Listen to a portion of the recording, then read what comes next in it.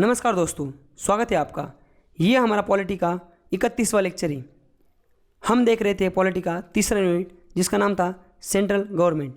उसमें हमने previous lecture में 6 नंबर का चैप्टर को स्टार्ट कर दिया था जिसका नाम था पार्लियामेंट ऑफ इंडिया। और इस चैप्टर में हमने कल के लेक्चर में एक बेसिक जानकारी ली थी। हमने आर्टिकल 79, 80, 81 ये जो 3 आर्टिकल है इनको अच्छे से देखा था, जिसमें हमने हमारे देश में जो पार्लियामेंट है उसका कॉन्स्टिट्यूशन कैसे हुआ है, जो लोकसभा है और राज्यसभा है ये हाउसेस कैसे है, इनका कंपोजिशन कैसा है, इनका इलेक्शन कैसा होता है, ये जो मेंबर होते हैं इन हाउसेस में उनके बारे में, ऐसे बेसिक जो सारी चीज़ें पार्लियामेंट के बारे में ये हमने देख ली थी प्रीवियस लेक्चर में।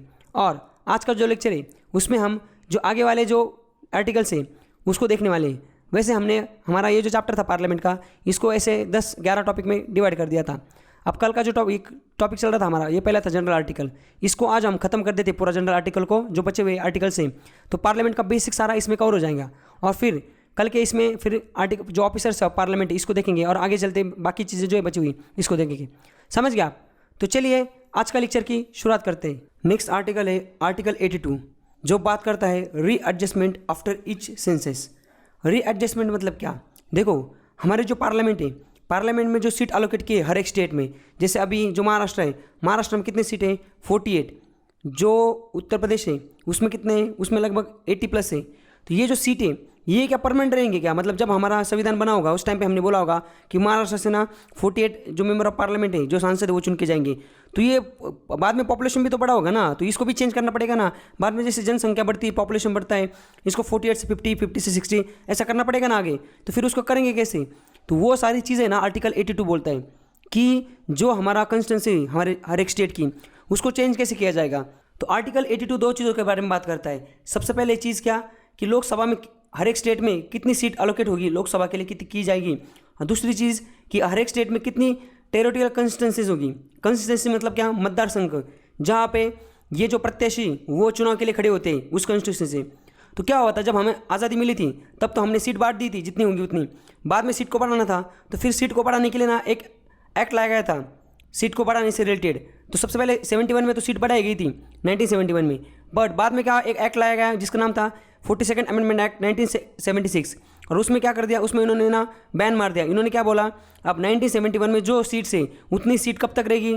2000 तक, मतलब 2000 साल तक ये सीट चेंज नहीं की जाएंगी। बाद में 2000 साल में उन्होंने वापस थोड़ा बहुत चेंज कर दिया, वापस एक अमेंडमेंट एक्ट लाया 84 अमेंडमेंट एक्ट 2001। इसमें इन्होंने वापस क्या कर दिया, वो जो बैन है उसको एक्सटेंड कर दिया। बोला कि अभी 26 साल तक ये वापस 25 साल तक वापस ये चेंज नहीं होगा। ये कब? 2001 के हिसाब से कॉन्स्टिट्यूंसी जो है हमारी उतने ही मतदार संघ रहेंगे, उतनी सीट रहेगी लोकसभा की, 2026 में देखा जाएगा।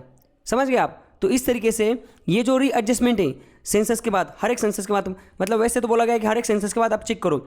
सेंसस मतलब क्या? जनगणना। उसके बाद आप चेक करो कि पॉपुलेशन अगर बढ़ती तो किसी स्टेट में कंसिस्टेंसी बढ़ाने की ज़रूरत है क्या, लोकसभा का जो सीट है उसको बढ़ाने की ज़रूरत है क्या। बट बाद में क्या है, पार्लियामेंट को लगता है कि मतलब हमारे देश को जो सेंट्रल गवर्नमेंट उसको लगता है कि ज़्यादा लोकसभा की सीट होने से भी कोई ज़्यादा मतलब नहीं बनता उससे ज़्यादा। इसलिए उन्होंने क्या कर दिया, उन्होंने बोला एक 2 बार बढ़ाया है, बाद में उन्होंने लॉक लगा दिया है। 25-25 साल बाद वो उन्होंने सोचा कि हम 25 साल को बढ़ाएंगे तो आज़ाद पॉपुलेशन भी थोड़ी अच्छी खासी बढ़ जाएंगी। और एक चीज़ आप याद रखो, ये जो रिजर्वेशन है ना, ये जो लोकसभा की सीट है इसमें रिजर्वेशन दिया गया है कॉन्स्टिट्यूशन में, आपको पता है।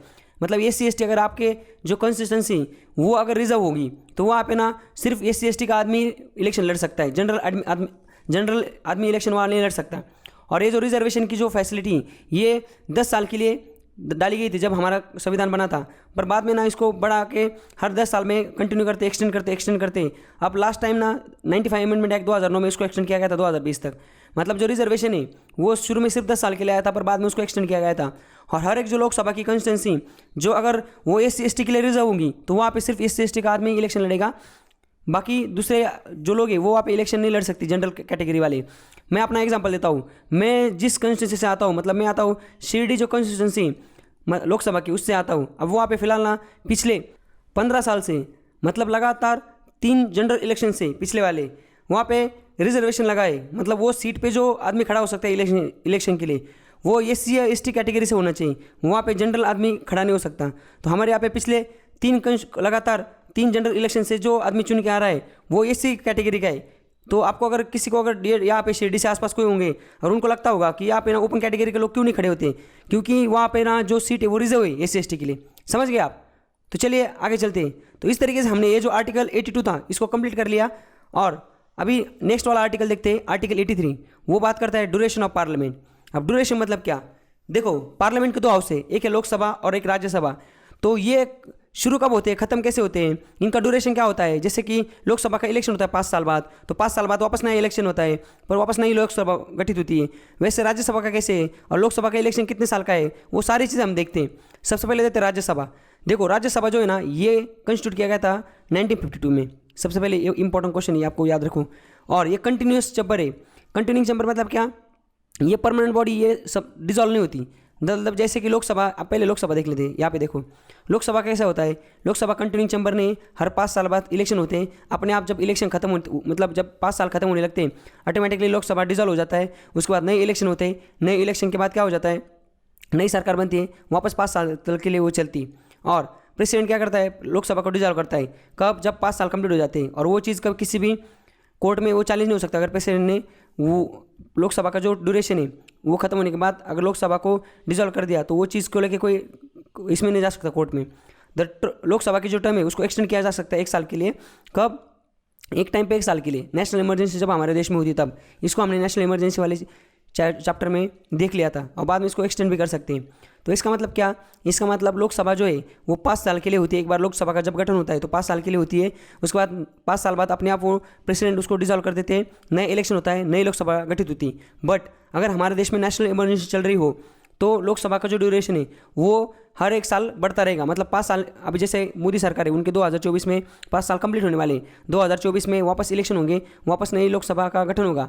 बट अगर फॉर एग्जांपल 2024 में 2 महीने बाकी इलेक्शन होने में और हमारा पाकिस्तान का युद्ध छिड़ जाता है, जंग हो जाती है, फिर क्या होगा? नेशनल इमरजेंसी लग जाएंगी। फिर 1 साल के लिए डायरेक्ट एक्शन हो जाएगा। फिर जो इलेक्शन 2024 में होने थे ना, वो 2025 में हो जाएंगे। समझ गए ना आप? ऐसा ही गेम खेला था इंदिरा गांधी ने। वो 1975 में इलेक्शन होने थे, उन्होंने उसी साल इमरजेंसी लगा दी और 1977 में इलेक्शन हुए। तो 2 साल उन्होंने ना सत्ता ज़्यादा ली थी। मतलब 1971 में वो प्राइम मिनिस्टर बनी थी, तो 1977 तक वो प्राइम मिनिस्टर 7 साल लगातार बिना इलेक्शन। समझ रहे ना? ऐसा उन्होंने एक बार नेशनल इमरजेंसी का कांड किया था 1975 में। तो आगे चलते हैं। अभी हमने लोकसभा का देख लिया, 5 साल बाद चेंज होता है। अब राज्यसभा का वैसा है क्या? नहीं। क्यों? क्योंकि देखो राज्यसभा में जो इलेक्शन होता है ना, वो हर तीसरे, देखो यहाँ पे दिखाए, the seat are filled by fresh election. हर नया इलेक्शन होता है। कब?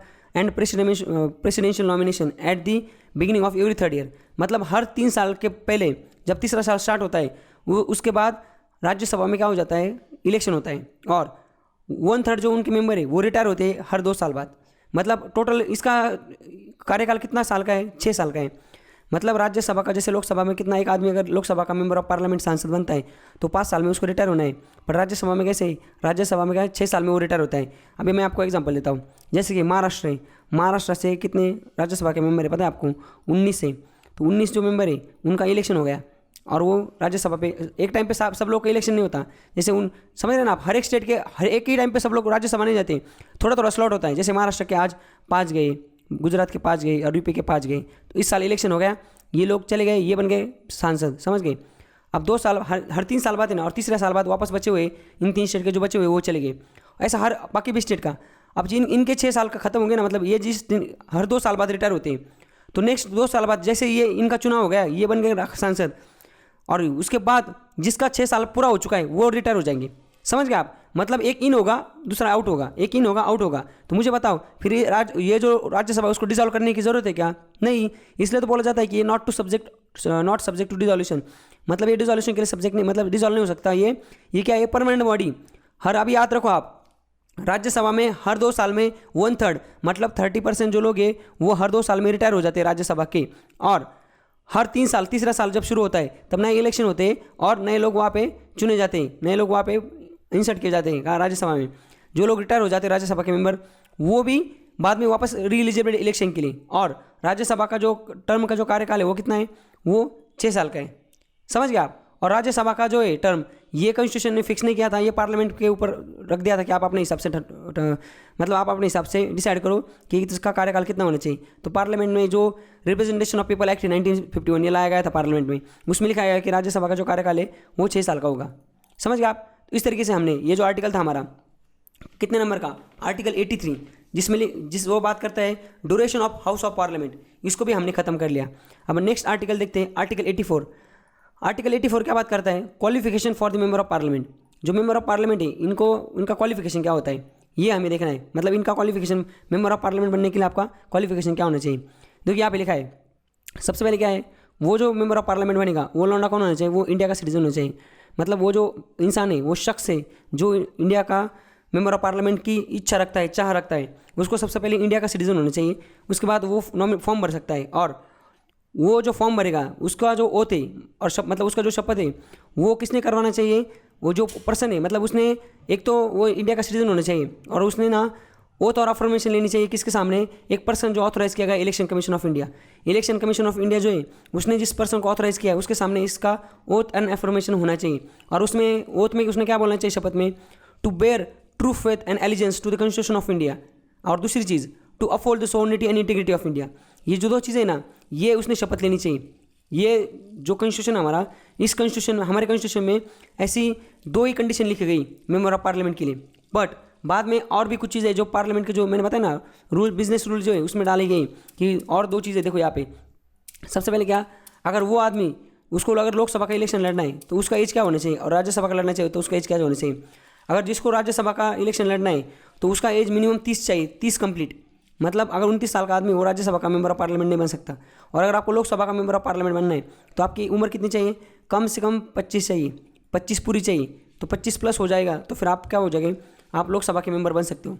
मतलब मैं नेक्स्ट ईयर लोकसभा का इलेक्शन लड़ सकता हूँ। देखो आप कितने कम एज में आदमी लड़ सकते हैं, पर चुन के नहीं आ सकता, वो बात अलग है, बट लड़ सकते हैं, समझ रहे आप। और बाद में क्या देखो, he must be post other qualification, जैसे मैंने बताया ना, अब ये जो क्वालिफिकेशन ये पहले 3, ये एक्चुअली कॉन्स्टिट्यूशन में लिखी गई है। एक्चुअली ये भी जो मैं बात कर रहा था ना अदर है, वो आगे अदर क्वालिफिकेशंस क्या है जो कि कॉन्स्टिट्यूशन में ने वो रूल, बिजनेस रूल जो है रिप्रेजेंटेशन ऑफ पीपल एक्ट 1951, उसमें जब हमारा कॉन्स्टिट्यूशन बना था तब ये एक्ट लाया गया था पार्लियामेंट में, और इसमें ना काफ़ी चीज़ें डाली गई थी पार्लियामेंट से रिलेटेड। तो ये इसमें ना वो चीज़ें लिखी, सबसे पहले क्या, वो तो एक रजिस्टर इलेक्टर होना चाहिए, मतलब वो एक वोटर होना चाहिए किसी भी पार्लियामेंट्री कॉन्स्टिट्यूशन का, कंस्टिट्यूंसी का, हमारे देश के।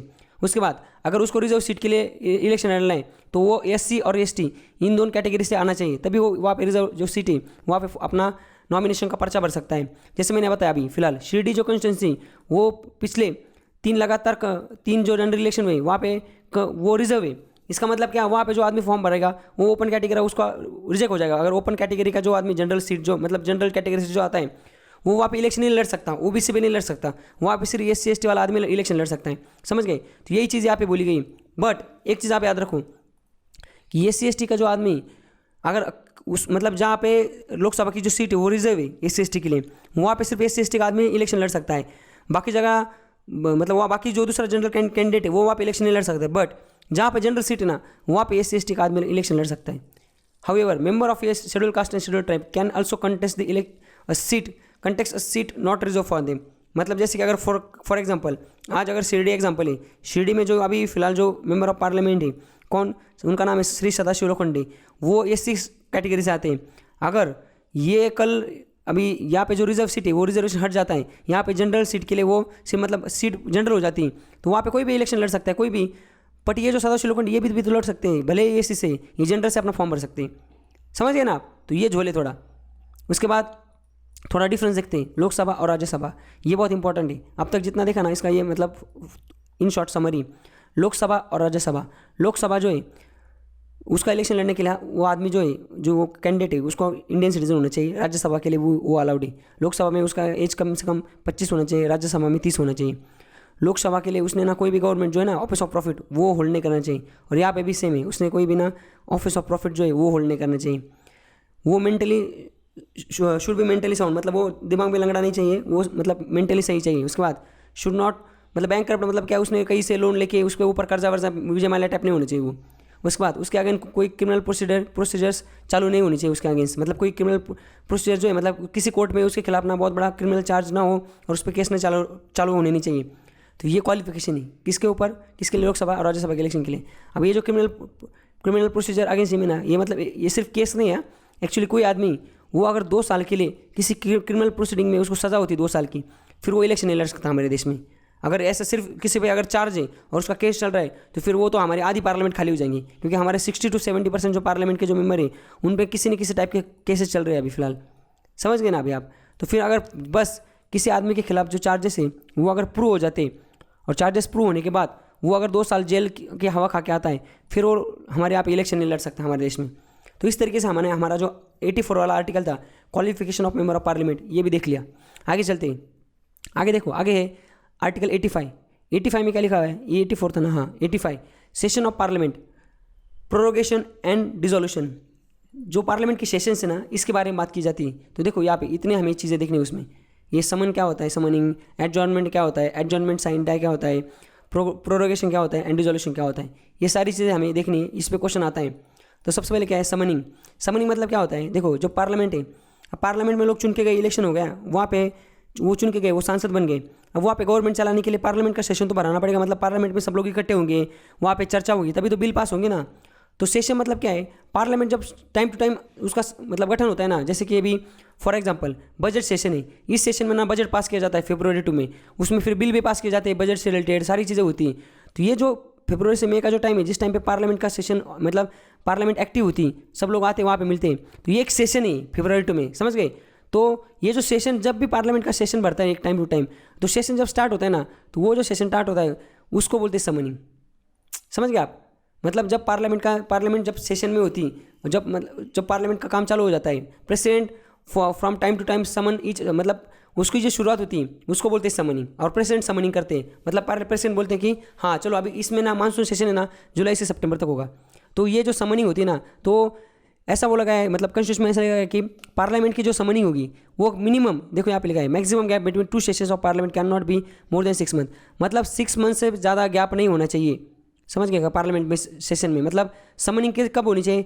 मिनिमम 6 मंथ में एक बार समनिंग होनी चाहिए। मतलब एक बार जो सेशन है उसका गठन होना चाहिए। बट हमारे देश में क्या है, 3 बार गठन होता है एक्चुअली। यहाँ पे 6 महीने से पहले उन्होंने बोला है, मतलब साल में, वैसे इनके हिसाब से अगर मतलब कॉन्स्टिट्यूशन के हिसाब से 2 ही बार ही गठन हो सकता है, 2 ही बार सेशन बुलाया जा सकता है। बट हमारे देश में एक्चुअली 3 बार होता है। पहला जो होता है, एक बार मैं यहाँ पे देखा तो आपको डायग्राम में सही से, यहाँ पे देखो, पहला जो होता है ना उसको बोलते हैं बजट सेशन। यहाँ पे सारा बजट सारी चीज़ें वहाँ पे डिस्कस होती है, वो होता है फरवरी 2 में। उसके बाद दूसरा होता है मानसून सेशन, वो होता है जुलाई टू सितंबर। अब देखो यहाँ पे गैप कितना हो गया, मई टू जून 1 महीना गैप हो गया। उसके बाद 1 महीने बाद वापस जुलाई टू सितंबर। उसके बाद विंटर सेशन सितंबर टू अक्टूबर 1 महीना गैप हो गया, वो कब होता है? नवंबर टू दिसंबर। और वापस दिसंबर के बाद जनवरी एक गैप हो गया। मतलब एक महीने का, ऐसे 3 महीने गैप है। हमारी जो पार्लियामेंट है वो 9 महीने सेशन में होती, समझ गए ना आप, 3 महीने छोड़ के। तो इस टाइम पे तो समनिंग क्या होती है? समनिंग मतलब ये जो सेशन का जो स्टार्ट हो जाता है, जैसे फरवरी, जुलाई, कौन सा नवंबर, ये जो होता है ना कि पार्लियामेंट का सेशन में आ जाना जो शुरुआत, उसको बोलते हैं समनिंग। और यहाँ पे जैसे मैंने आपको बताया इससे पहले, वही चीज़ यहाँ पे लिखी हुई है। जो बजट सेशन है फॉर एग्जांपल, वहाँ पे फरवरी 2 में होता है, उसमें बजट जो है ना, रेलवे बजट, जनरल, अभी फिलहाल पहले क्या होता है, रेलवे बजट और हमारा जनरल बजट अलग अलग होती थी, अब दोनों एक ही, मतलब तो यहाँ पे सिर्फ बजट होता है। उसके बाद ये पब्लिक इंटरेस्ट के जो इंपॉर्टेंट मैटर है वो मानसून सेशन में डिस्कस किए जाते हैं। और इसमें भी ये शॉर्टेस्ट विंटर सेशन जो है सबसे शॉर्टेस्ट सेशन है, और इसमें भी पब्लिक इंटरेस्ट के मैटर को डिस्कशन किया जाता है। तो अगर क्वेश्चन आता है कि हमारे बजट के जो सेशन से सबसे छोटा सेशन कौन सा है, तो वो है विंटर सेशन। समझ गए? आगे चलते हैं। तो ये हमने समनिंग देख लिया। दूसरा एडजॉर्नमेंट। एडजॉर्नमेंट मतलब क्या होता है? देखो जो पार्लियामेंट का काम काज चल रहा है, आपने काफ़ी बार ऐसा देखा होगा, पार्लियामेंट का काम चल रहा है, ये हमारे स्पीकर है, ये दूसरे स्पीकर है, ये डिप्टी स्पीकर है, और क्या हो जाता है, जो विपक्ष है ना, अपोजिशन पार्टी, वो एकदम हंगामा कर देती किसी चीज़ के खिलाफ, सरकार के खिलाफ। और वो इतना हंगामा कर देती, वो एकदम सामने आ जाती है, वो किसी को बोलने नहीं देती। कोई बोलता है ये अपने नारे देते हैं, सरकार मुर्दाबाद, ऐसे कोई भी मतलब उनके चलते रहते हैं स्लोगन वगैरह, और इतना चिल्लाते, इतना आवाज़ हो जाता है कि जो सेशन है ना उसका काम, मतलब जो पार्लियामेंट का सेशन बड़ा होता है ना, वो उनका जो वर्किंग होती है वर्किंग हो ही नहीं पाती। तो फिर ये जो चेयरमैन होते हैं ना, समझ, अभी फॉर एग्जांपल ये राज्यसभा के चेयरमैन है, लोकसभा में ये हक प्रेसिडेंट, उसके जो लोकसभा के जो स्पीकर है उसके पास होता है, और राज्यसभा में चेयरमैन के पास होता है। तो ये क्या करते हैं, ये ना एक मोशन को पास करते हैं, उसका नाम है एडजॉर्नमेंट। एडजॉर्नमेंट मतलब क्या? Adjournment suspend the work in the sitting for the specific time. मतलब जो काम चल रहा है ना पार्लियामेंट का, वो किसी टाइम के लिए वो काम को स्थगित कर देना, सस्पेंड कर देना। और वो एक मतलब 1 घंटे के लिए भी हो सकता है, 1 दिन के लिए भी हो सकता है, और 1 हफ्ते के लिए भी हो सकता है, मतलब कितना भी हो सकता है। अगर इनको लग रहा है, देखो आपने देखा होगा कि ये जो वेंकैया नायडू, ये लोग बात, कांग्रेस वाले लोग चिल्लाते, ये बोलते फिर this session is adjourn for next 1 hour, मतलब नेक्स्ट 1 घंटे तक ये एडजॉर्न सेशन, आप 1 घंटे जाओ, चाय वाय मार के आ जाओ, फिर वापस बात करेंगे, चिल्लाओ मत, ये उनका होता है। तो ये जो सेशन होते हैं ना, मतलब ये जो टर्मिनेट किए जाते हैं ना पार्लियामेंट की सीटिंग को, उसको ना देखो वो एक तो एडजॉर्नमेंट होता है, दूसरा एडजॉर्नमेंट साइन डाई होता है, प्रोरोगेशन होता है और डिसोल्यूशन होता है। ऐसे टाइप के सेशन ये होते हैं, एडजॉर्नमेंट होते हैं। अब समझ गए ना एडजॉर्नमेंट का मतलब क्या होता है। समनिंग का मतलब क्या, सेशन स्टार्ट होना, और जो सेशन का स्टार्ट होता है ना उसका जो प्रेसिडेंट जो सेशन को स्टार्ट करते हैं उसको बोलते हैं, मतलब सेशन स्टार्ट होना मतलब क्या, सेशन का समन होगा। दूसरा चीज़ एडजॉर्नमेंट मतलब क्या, सेशन को रोक दिया गया है एक तो स्पेसिफिक टाइम के लिए, मतलब एक तो हावर्स हो सकते हैं, डे हो सकते हैं, वीक हो सकते हैं। तीसरी चीज़ क्या है, adjournment sine die. Adjournment sine die मतलब क्या, अभी देखो आगे के हमें जितने भी देखने ना, ये देखो यहाँ पे देखो ये सारे सस्पेंड वाले, मतलब ये क्या है, समनिंग मतलब क्या, ये पार्लियामेंट का काम चालू हो गया। अब एडजॉर्नमेंट मतलब क्या, उसको स्पेसिफिक टाइम के लिए रुकवा दिया है, स्पेसिफिक मतलब परमानेंट नहीं रुकवा दिया, स्पेसिफिक टाइम के लिए। अब एडजॉर्नमेंट साइड है मतलब क्या हो जाता है, ये जो एडजॉर्नमेंट कर दिया है, ये इसका जो टाइम है वो वापस बताया ही नहीं गया है। मतलब जैसे इसमें टाइम बताया जाता है टाइम कि 1 घंटे बाद हम मिलेंगे, 2 दिन बाद मिलेंगे, 1 वीक बाद, इसमें टाइम बताया ही नहीं जाता है कब मिलना है। समझ गए। प्रोरोगेशन मतलब क्या होता है, ये भी है, मतलब ऐसे समझ गए ना। अभी ये जो 4 चीज़ें हैं ना, ये सारे सेशन को सस्पेंड करने से रिलेटेड है और ये सस्पेंड को स्टार्ट करने से रिलेटेड है, ये मुझे बताना था। अब देखते हैं, हमने एडजॉर्नमेंट तो देख ली, अब एडजॉर्नमेंट जो ये वाला है डाई साइन, ये देखते हैं। देखो एडजॉर्नमेंट साइन डाई उल्टा हो गया था। एडजॉर्नमेंट साइन है मतलब क्या, सेशन को पार्लियामेंट का जो सिटिंग है उसको इंडेफिनिट पीरियड के लिए सस्पेंड कर देना। मतलब जब उनको वो जैसे बोलते हैं ना कि this session is adjourn for next 2 hours, तो इसमें टाइम ही नहीं बताना है, विदाउट कोई किस दिन आना है वापस, कुछ बताने नहीं है, डायरेक्ट सस्पेंड को सेशन को क्या कर देना है, सिटिंग को इसको इंडेफिनिट पीरियड के लिए क्या एडजॉर्न कर देना है। और ये कौन करता है, ये प्रिसाइडिंग ऑफिसर करते हैं दोनों हाउस की। एक अभी लोकसभा की बात की जाए तो कौन होगा, फिर वो वहाँ पे कौन होगा, वहाँ पे प्रिसाइडिंग ऑफिसर, उनका जो लोकसभा का जो स्पीकर है, वो स्पीकर के पास ये लोकसभा में पावर होती है, और राज्यसभा में किसके पास, राज्यसभा के जो चेयरमैन है जो कि हमारे वाइस प्रेसिडेंट होते हैं, उनके पास ये पावर होती है। समझ गए ना आप। तो इस तरीके से हमने एडजॉर्नमेंट साइन डाई भी देख लिया। आगे चलते हैं प्रोरोगेशन। अब प्रोरोगेशन क्या होता है, देखो ये जो है ना, यहाँ पे देखो प्रिसाइडिंग ऑफिसर मतलब लोकसभा में स्पीकर और राज्यसभा में चेयरमैन, ये डिक्लेयर कर देते हैं house adjourn sine die when business of session is completed. मतलब क्या, जैसे कि अब यहाँ पे देखिए, यहाँ पे सेशन है अलग अलग, बजट सेशन ही सेशन। अब ये सेशन का जो बिजनेस है वो खत्म हो गया, जैसे मई हो गया, मई में ना बजट सेशन खत्म हो गया, या मानसून है, मानसून सेशन चल रहा है, सितंबर आ गया, सितंबर में मानसून सेशन भी खत्म हो गया, अब विंटर सेशन दिसंबर में भी खत्म हो गया। अब ये जो सेशन खत्म हुई ना, इसको डिक्लेयर कैसे किया जाएगा कि ये सेशन खत्म हो चुका है, तो उसको जो मतलब जो मोशन पास की जाती है उसको बोलते हैं प्रोरोगेशन। मतलब प्रिसाइडिंग ऑफिसर जब हमारा उस एक सेशन का बिजनेस कंप्लीट हो जाता है तो उस सेशन को एडजॉर्न कर देते हैं कंप्लीटली अनलिमिटेड टाइम के लिए, तो वो जो मोशन है उसको बोलते हैं prorogation. With in the next few days president issue notification for prorogation session. मतलब जो प्रेसिडिंग ऑफिसर बोलता है तो प्रेसिडेंट फिर बाद में क्या एक नोटिस पास कर देते हैं। However president can prorogue the house with in while in session. मतलब प्रेसिडेंट जो है यहाँ पे दिखा है, president can also prorogue the house while in session. मतलब जो ये देखो प्रोरोगेशन मतलब क्या है, चेयरमैन और स्पीकर कब करता है, जब सेशन का जो ये वो कंप्लीट हो जाए, मतलब कोई भी सेशन है उसका काम कम खत्म हो जाए, वर्किंग जो बिजनेस है वो खत्म हो जाए, फिर वो कर देते हैं। जैसे मानसून सेशन है, बजट सेशन खत्म हो गया, फिर ये जो स्पीकर करेंगे या चेयरमैन करेंगे राज्यसभा के, पर प्रेसिडेंट जो है ना वो सेशन खत्म होने से पहले भी सेशन को प्रोरोग मतलब खत्म कर सकता है, टर्मिनेट कर सकता है। कैसे, आपको एग्जांपल देता हूँ। अब मुझे एक बात बताइए, जैसे लोकसभा है, अब लोकसभा में ये मोदी जी की मतलब जो मोदी सरकार अभी फिलहाल बीजेपी की सरकार है, अब ये फरवरी में इनका बजट चालू हो गया और मई तक बजट सेशन है, बट अप्रैल में क्या हो गया, इनके पास जो 272+ सीट है ना, बहुमत जो है ना आंकड़ा लोकसभा में, अब ऐसा हो जाए कि ये इनके जो 100 मेंबर ऑफ पार्लियामेंट ऐसा होगा ना, एग्जांपल है, ये भाग गए, इन्होंने रिजाइन मार दिया, और जो सरकार है वो अल्पमत में आ गई, वो माइनॉरिटी में आ गई, और अभी सरकार ही गिरने वाली है, इनके पास बहुमत है ही नहीं, तो फिर अप्रैल में इनके पास बहुमत नहीं, तो फिर प्रेसिडेंट क्या करेंगे, प्रेसिडेंट सरकार को गिरा देंगे, मतलब जो लोकसभा उसको डिसॉल्व कर देंगे। अब लोकसभा तो सेशन में थी, फिर इस सेशन का क्या किया जाएगा। अब ऐसा थोड़ी कि मोदी जैसे थोड़ी बोल सकते हैं कि प्रेसिडेंट को कि सर अब हमारा लोकसभा का ये सेशन होने दो, बाद में देखते हैं। फिर प्रेसिडेंट क्या कर सकते हैं, प्रेसिडेंट उसी टाइम पे क्या प्रोरोग कर देंगे सेशन को, मतलब वो बिजनेस खत्म होने से पहले सेशन को खत्म कर देंगे। समझ गए ना आप, इसलिए आप ये लिखा गया नोट, अभी आपको अच्छे से क्लियर हुआ होगा। आगे चलते हैं, आगे ये प्रोरोगेशन हो गया, लास्ट जो है डिसोल्यूशन। अब डिसोल्यूशन क्या होता है, यहाँ पे देखो लोकसभा जो है, राज्यसभा जो है ना, राज्यसभा परमानेंट हाउस है, हमने अभी वो देखा कि हर 2 साल बाद 1/3 मेंबर उसके रिटायर होते हैं, और हर तीसरे साल की शुरुआत में वहाँ पे लोग चुने जाते हैं। बट लोकसभा वैसा है क्या, लोकसभा क्या है, वो सब्जेक्ट टू डिसोल्यूशन है, तो उस लोकसभा खत्म हो जाती है, लोकसभा का कार्यकाल खत्म हो जाता है। एक तो उसका जो कार्यकाल है वो खत्म होने के बाद, या लोकसभा में जो पार्टी सरकार में वो अगर अपना बहुमत खो दे तो लोकसभा डिसॉल्व हो जाती है, तो लोकसभा को डिसॉल्व करने का जो मोशन पास किया है उसको बोलते हैं डिसोल्यूशन। ये प्रेसिडेंट द्वारा किया जाता है, समझ गया। तो डिसोल्यूशन ऑफ लोकसभा वो 2 केसेस में होता है, एक तो क्या है कि उसका 5 साल उसके खत्म हो गए, समझ गए, लोकसभा के 5 साल खत्म हो गए, उसके बाद नई लोकसभा नए इलेक्शन होने, तो पहले लोकसभा जो है उसको ऑटोमेटिकली डिजोल्व हो जाती है वो। और दूसरी चीज़, दूसरी बार प्रेसिडेंट डिजोल्व करते हैं, ये तो अपने आप हो जाता है, एक्चुअली यहाँ पे प्रेसिडेंट नहीं करते। दूसरी चीज़ ऐसे है कि लोकसभा में जो पार्टी अभी फिलहाल सत्ता में है, वो अपना जब बहुमत खो देती है तो फिर प्रेसिडेंट डिसाइड करते हैं और लोकसभा को डिजोल्व कर देते हैं। समझ गए आप? तो इस तरीके से हमने ये डिजोल्यूशन में देख लिया। यहाँ पे देखो और क्या हो जाता है, ये सबसे इंपॉर्टेंट चीज़ यहाँ पे क्वेश्चन आता है, ये बहुत खतरनाक चीज़ है।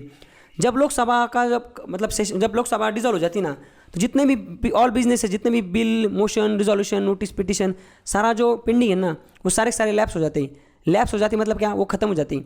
मतलब अगर कोई बिल है वो लोकसभा में आ रहा है पास होने के लिए, और लोकसभा से पास हो गया, राज्यसभा में जाने से पहले लोकसभा खत्म हो गई, मतलब इलेक्शन आ गए, नए सरकार बदल गई, तो वो जो बिल है उसको वापस रीइंट्रोड्यूस करना पड़ता है, वो लैप्स हो जाता है। तो ऐसे कौन से बिल है जो लैप्स हो जाते हैं और कौन से बिल है जो आगे भी चल जाते हैं, वो हमें देखना है। उस पर आता है क्वेश्चन। देखो यहाँ पे दिया है, यहाँ पे क्या दिया है, some pending bill are also pending assurance that are examined by the committee on government assurance do not lapse on the discussion of Lok Sabha.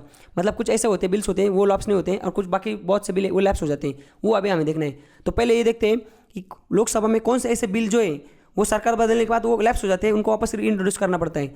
देखो सबसे पहले क्या है, bill pending in the Lok Sabha lapses, मतलब कोई भी बिल है जो मतलब राज्यसभा, देखो यहाँ पे whether originating in the Lok Sabha और ट्रांसलेटेड बाय राज्यसभा, कोई भी ऐसा बिल है जो लोकसभा में पास होने के लिए आया था पर लोकसभा से वो पास हो ही नहीं पाया, वो बिल टर्मिनेट हो जाता है, उसको वापस पास करना पड़ता है, भले वो राज्यसभा से पास होकर आया हो। दूसरी चीज़, bill pass by Lok Sabha but pending in Rajya Sabha lapses, मतलब कोई बिल है जो लोकसभा से पास होकर राज्यसभा में गया था पर राज्यसभा में पास होने से पहले ही ये लोकसभा का कार्यकाल खत्म हो गया और नई लोकसभा बनी, तो वो बिल को वापस पास करना पड़ेगा। भले सरकार वही आ जाए, जैसे अभी मोदी सरकार 2019 में इन्होंने कोई बिल पास किया होगा और राज्यसभा में वो पेंडिंग पड़ा होगा, और फिर बाद में इलेक्शन आ गए, ये वापस चुन के ये आ गए, इनकी सरकार बन गई, तो उनको लोकसभा से वो बिल वापस पास करवाना पड़ेगा। समझ गए? क्योंकि कॉन्स्टिट्यूशन ऐसे बोलता है रिजोल्यूशन का रूल्स के हिसाब से। उसके बाद आगे अब देखो ये जो बिल है ना, मैंने अभी देखे ये लैप्स हो जाते हैं, मतलब ये खत्म हो जाते हैं, बट ये बाकी जो बिल है ना भाई, ये 4 वो 2 तो खत्म हो जाते हैं, पर ये 4 जो बिल है ना ये खत्म नहीं होते, ये लैप्स नहीं होते। तो वो कौन से एक बार देखते हैं। देखो अगर कोई ऐसा बिल है जो दोनों हाउस से पास हुआ था, बट दोनों हाउस से पास होने वाला था, बट डिसएग्रीमेंट हो गई थी दोनों हाउस में, समझ गए, और उसके वजह से प्रेसिडेंट ने बोला था कि ये जो बिल है इसके हम जॉइंट मतलब सेशन लेंगे, जॉइंट सिटिंग में इस बिल को पास करेंगे। ऐसा जो बिल है ना वो ना, the bill is not pass by the 2 houses due to disagreement, ऐसा बिल जो दोनों हाउस से पास नहीं हुआ था डिसएग्रीमेंट की वजह से, और प्रेसिडेंट के पास गया था और प्रेसिडेंट ने बोला था हम इसको ना जॉइंट सेशन करेंगे, दोनों हाउसेज को एक साथ मतलब वहाँ पे गठित करेंगे और फिर इस बिल को पास करेंगे। ऐसा जो बिल है ना ये लैप्स नहीं होता, इसको बाद में जब नई सरकार भी आती तो वापस इसको उसी तरीके से एग्रीमेंट दोनों जो सदन है उसको ज्वाइन करवा के इसको पास किया जाता है। दूसरा जो बिल है वो है the bill pending in Rajya Sabha but not pass by Lok Sabha does not lapse, मतलब ऐसा बिल है जो राज्यसभा में पास हो गया है बट लोकसभा में आया नहीं, वो राज्यसभा में ही वो भी उसको वापस पास करवाने की जरूरत नहीं है, वो लैप्स नहीं होता। अ bill pass by both the houses but pending and two of the asset of president, मतलब ऐसा बिल है जो दोनों हाउस से पास हुआ था और प्रेसिडेंट के पास साइन के लिए गया पर सरकार बदल गई या इलेक्शन हो गए, नई सरकार आ गई, वो भी बिल क्या वो लैप्स नहीं होता, प्रेसिडेंट उस पर साइन कर दे वो बन जाता है, मतलब वो एक्ट बन जाता है। और ऐसा बिल जो प्रेसिडेंट ने ना दोनों हाउस से पास होने के बाद प्रेसिडेंट के पास गया था और प्रेसिडेंट ने उस बिल को वापस भेजा था दोनों हाउस के पास कि आप इसको रिकन्सिडर करो, वो बिल भी लैप्स नहीं हो जाता। समझ गए आप? वो बिल भी लैप्स नहीं हो जाता, वो भी वापस अगर दोनों हाउस के पास आता है तो वापस वो अगर वो रिकन्सिडर करेंगे प्रेसिडेंट के पास भेजेंगे तो प्रेसिडेंट उसको साइन करना पड़ेगा, क्योंकि हमने देखा था प्रेसिडेंट वाले चैप्टर में कि प्रेसिडेंट एक बिल जो ऑर्डिनरी बिल है वो एक बार भेज सकता है रिकन्सिडरेशन के लिए, बट वापस अगर वो पास होकर आता है प्रेसिडेंट के पास तो प्रेसिडेंट को उस पर साइन नहीं करनी पड़ेगी। तो इस तरीके से हमने जो आर्टिकल 85 जो उसमें सेशन के बारे में बोला गया है, जो समनिंग मतलब क्या, सेशन स्टार्ट होना, एडजॉर्नमेंट मतलब क्या, टेम्पररी टाइम के लिए, जो एक शॉर्ट पीरियड के लिए, भले वो दिन हो, टाइम हो या वीक हो, उसके लिए जो स्पीकर है लोकसभा के और राज्यसभा के जो चेयरमैन है मतलब प्रिसाइडिंग ऑफिसर से वो सेशन को टर्मिनेट कर देते, सस्पेंड करते थोड़े टाइम के लिए, उसको बोलते हैं एडजॉर्नमेंट, बट ये टाइम बता देते हैं वापस कब मिलना है। तीसरा जो है adjournment sine die, adjournment sine die जो है ये इसमें क्या है, इसमें सेम ऐसा कैसा है बट इसमें टाइम नहीं बताते, वो इंडिफाइनेट पीरियड के लिए सस्पेंड कर देते, वो बताते नहीं वापस कब मिलना है। प्रोरोगेशन मतलब क्या है, जब सेशन कोई भी मतलब कोई भी सेशन चल रहा है और उसका सेशन जब खत्म हो जाता है, जैसे बजट सेशन है वो मई में खत्म होना है, फरवरी तो मई में जब खत्म हो जाएगा तो जो अभी लोकसभा है मतलब राज्यसभा जो भी हमारे हाउसेस हैं ये सेशन को खत्म करने वाला, जैसे ये समनिंग होता है मतलब सेशन स्टार्ट होना, वैसे सेशन को खत्म करना मतलब क्या, उसको बोलते हैं प्रोरोगेशन। तो प्रिसाइडिंग ऑफिसर प्रोरोगेशन अलाउ मतलब अनाउंस कर देते हैं, बाद में प्रेसिडेंट उस पर एक नोटिस जारी करते हैं। और डिसॉल्यूशन मतलब क्या, ये जो लोकसभा है, अब राज्यसभा में तो डिसॉल्यूशन हो नहीं सकता, बट लोकसभा जो है, लोकसभा का जो कार्यकाल है वो 5 साल का है। तो 2 केसेस में, एक पहली केस जो है, एक तो क्या कि 5 साल आप खत्म हो गए तो अपने आप वो डिसॉल्व हो जाएंगी लोकसभा, और दूसरी केस क्या कि अगर जो सरकार है वो अगर बहुमत खो देती तो सरकार गिर जाएगी, तो फिर भी लोकसभा डिसॉल्व हो जाएगी। समझ गए आप। तो इस तरीके से हमने ये जो हमारा आर्टिकल 85 इसको देख लिया।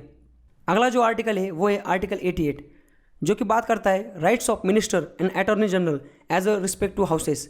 मतलब जो लोकसभा और राज्यसभा, इसमें ना जो अटॉर्नी जनरल ऑफ इंडिया है, ये क्या होते हैं, हाईएस्ट लॉ ऑफिसर होते हैं हमारे सेंट्रल गवर्नमेंट के। ये क्या, हम ये इसको बाद में हमारा एक चैप्टर जो है ना constitutional bodies, non constitutional bodies, उसमें इसको हम डिटेल में देखने वाले हैं, अटॉर्नी जनरल ऑफ इंडिया। फिलहाल बस याद रखिए कि ये कोई पोस्ट है अटॉर्नी जनरल। वैसे हमारे जो मिनिस्टर होते हैं, अब इसमें ऐसा लिखा गया है कि जो मिनिस्टर है हमारे, कोई भी मिनिस्टर है, दो, एक तो राज्यसभा का मतलब कोई आदमी मेंबर ऑफ पार्लियामेंट राज्यसभा में या लोकसभा में, राज्यसभा में हो या लोकसभा में हो, अगर वो मिनिस्टर है तो वो कौन से भी हाउस में बैठ सकते हैं जाके, समझ गए आप। और उसके साथ साथ अटॉर्नी जनरल, इनको भी वो हक है अटॉर्नी जनरल, और जो ये बात में हम वापस देखने वाले हैं अटॉर्नी जनरल के चैप्टर में, इसलिए इसको टेंशन मत लीजिए। अटॉर्नी जनरल ऑफ इंडिया और जो हमारे मिनिस्टर है, भले वो कौन से, अटॉर्नी जनरल तो फिलहाल मिनिस्टर नहीं होते, बट ये जो मिनिस्टर है वो कौन से भी हाउस से, ना अटॉर्नी जनरल कोई हाउस का मेंबर होते, मिनिस्टर मतलब कोई मेंबर होते, मेंबर ऑफ पार्लियामेंट भी नहीं होती। तो अटॉर्नी जनरल ऑफ इंडिया और मिनिस्टर भले वो कौन से भी हाउस का मेंबर हो, ये ना कोई भी दोनों में से कुछ किसी भी हाउस में बैठ सकते हैं। कोई भी जो वहाँ पे मीटिंग चल रही, प्रोसीडिंग चल रही, इसको पार्ट मतलब इसमें ज्वाइन हो सकते हो, समझ रहे ना। उनको ना स्पीक का भी मतलब वहाँ पे बोल भी सकते हो। तो हमारे देश के जो मिनिस्टर है वो और अटॉर्नी जनरल ऑफ इंडिया, इनको ना कोई भी जो सदन है हमारा, लोकसभा हो या राज्यसभा, उसमें प्रोसीडिंग में वो पार्ट ले सकते हैं। वहाँ पे इनको राइट टू स्पीक है, वहाँ पे वो बात भी कर सकते हैं, मतलब वो बोल भी सकते हैं, अपना जो नज़रिया वो शेयर भी कर सकते हैं। बस इनको ना वोट करने का हक नहीं। मतलब क्या, वहाँ पे अगर उस बिल में, जैसे राज्यसभा में बिल आया है वोटिंग करनी, तो अगर कोई लोकसभा का मेंबर है, जैसे हमारे प्रधानमंत्री मोदी जी, ये तो लोकसभा के मेंबर है, मतलब चुन के आए ये लोकसभा में, ये राज्यसभा में जाके भी बोल सकते हैं, बट वहाँ पे जब बिल आएगा ना वो उसमें वोट नहीं कर सकते।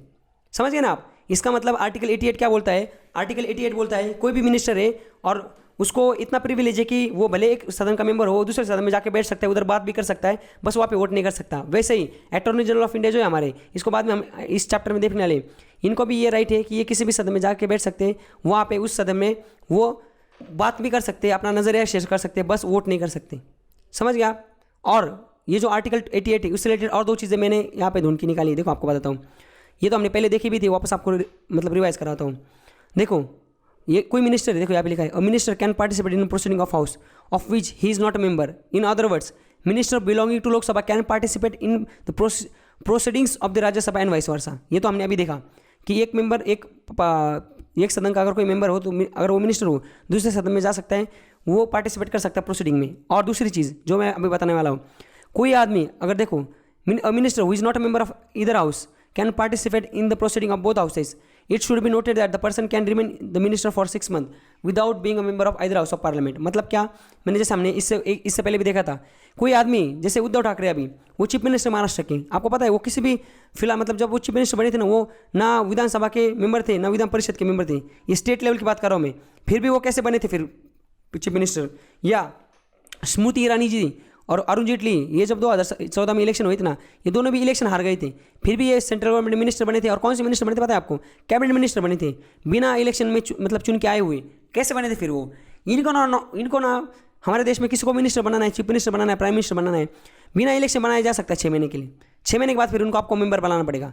जैसे स्मृति ईरानी और अरुण जेटली, इनको बाद में राज्यसभा का मेंबर बनाया था। जैसे राज्यसभा में मैंने बनाया ना, इनडायरेक्ट इलेक्शन होते हैं, जैसे प्रीवियस लेक्चर में हमने देखे, राज्यसभा के जो मेंबर है उनको कैसे चुना जाता है, उनको चुना जाता है हर एक स्टेट की असेंबली के मेंबर द्वारा। जैसे महाराष्ट्र है, महाराष्ट्र में राज्यसभा के 19 सीटें, तो 19 सीट कैसे चुने जाएंगे, जो महाराष्ट्र के टोटल 288 जो हमारे यहाँ पे लेजिस्लेटिव असेंबली के जो मेंबर है, मतलब जो एमएलए जो हमारे यहाँ के विधायक हैं, ये 88 विधायक, ये 19 लोग को चुन के देते हैं। तो आप करो 288 बाई कितना 19 कर दो, जितना आएगा उतना आदमी मिला के एक मेंबर ऑफ पार्लियामेंट चुना जाएगा राज्यसभा के लिए। तो वैसे ही ये स्मृति ईरानी और जो अरुण जेटली थे, इनको मिनिस्ट्री दे दी थी मोदी जी ने पहले, फिर बाद में इनको राज्यसभा में चुन के भेजा था। इसका मतलब क्या, हमारे देश में कोई भी आदमी बिना इलेक्शन लड़े डायरेक्ट मिनिस्टर बन सकता है। वो दोनों हाउस के पार जो सदन है उसमें जाके प्रोसीडिंग में पार्ट ले सकता है, बात कर सकता है। कब तक, 6 महीने तक। 6 महीने में उसको फिर चुन के आना पड़ेगा या उसको राज्यसभा पर भेजना पड़ेगा, तभी फिर उसका जो मिनिस्ट्री वो कंटिन्यू रहेगी।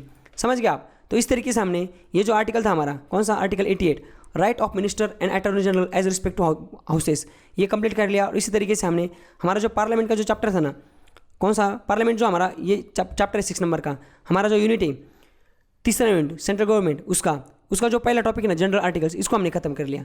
और कल के इसमें फिर एक टॉपिक खत्म करेंगे हम, समझ गए। तो आज के लेक्चर में बस इतना ही। Thank you so much, enjoy.